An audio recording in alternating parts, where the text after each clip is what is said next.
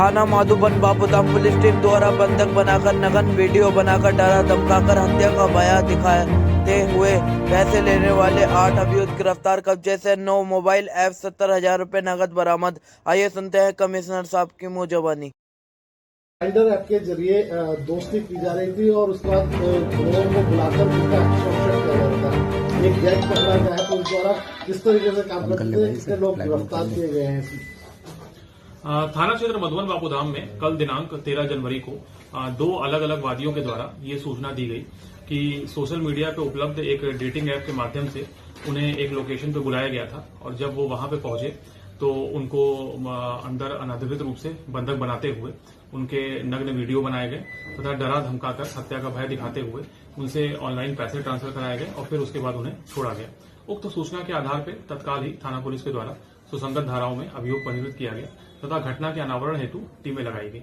इसमें आज मुखबिरों की सूचना तथा इलेक्ट्रॉनिक सर्विलांस के आधार पर 8 अभियुक्तों को कुल 8 अभियुक्तों को गिरफ्तार किया गया है, जिनके नाम कपिल वर्मा, संदीप, नितिन, दीपक, अरुण, अभिषेक बालियान, अभिषेक चौधरी और अर्जुन शर्मा है। पूछताछ में जो अभी तक की पूछताछ हुई है उसमें इन सभी ने ये स्वीकारा है कि ये सोशल मीडिया पे उपलब्ध ऐप के माध्यम से आसपास के लड़कों को उसमें इंटरेस्टेड दिखा करके अपनी लोकेशन पे कन्विंस करके बुलाते थे और जब एक बार वो लड़के वहां पहुंच जाते थे तब ये सभी वहां पे इकट्ठा होके बलपूर्वक उनके कपड़े उतरवाकर उनके नग्न वीडियोस वगैरह बनाते थे और उसी के आधार पे उनको ब्लैकमेल करते हुए उनसे ऑनलाइन अपने खातों में पैसे डलवाते थे। इसमें 2 अलग अलग वादियों से कुल मिला के लगभग 1,90,000 रुपए इन्होंने ट्रांसफर करा लिए थे अपने पास, जिसमें कि लगभग 70,000 रुपए की रकम हम लोगों ने अभी बरामद कर ली है। इसमें इनके बैंक अकाउंट डिटेल्स तथा अन्य तथ्यों के बारे में गहनता से जानकारी की जा रही है।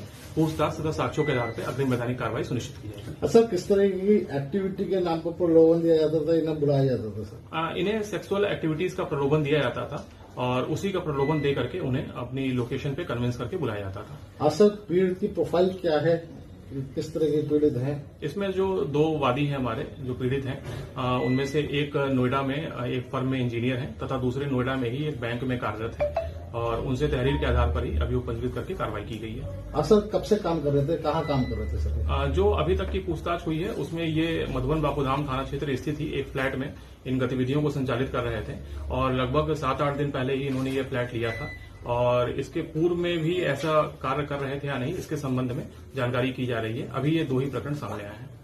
सर, इसके अलावा भी इन्होंने कुछ और भी टूल है कि इससे पहले भी इस तरह की घटना की है यहीं पर? अभी तक जो पूछताछ हुई है उसमें ये 2 घटनाओं के बारे में ही स्वीकार कर रहे हैं, लेकिन हम अन्य सभी पहलुओं की गहनता से जांच कर रहे हैं। सीसीटीवी फुटेज, इनके मोबाइल की लोकेशन, सीटीआर और बैंक अकाउंट डिटेल्स खंगाली जा रही है।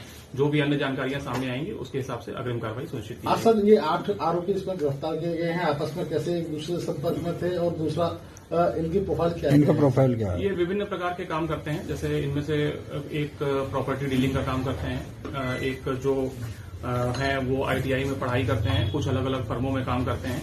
ये पूर्व से ही काफी लंबे समय से एक दूसरे से परिचित थे और कुछ दिन पहले इन्होंने आपस में बैठ करके ये प्लानिंग करी थी इस प्रकार से काम करने की। उसके अनुक्रम में ये कार्य कर रहे थे। ठीक।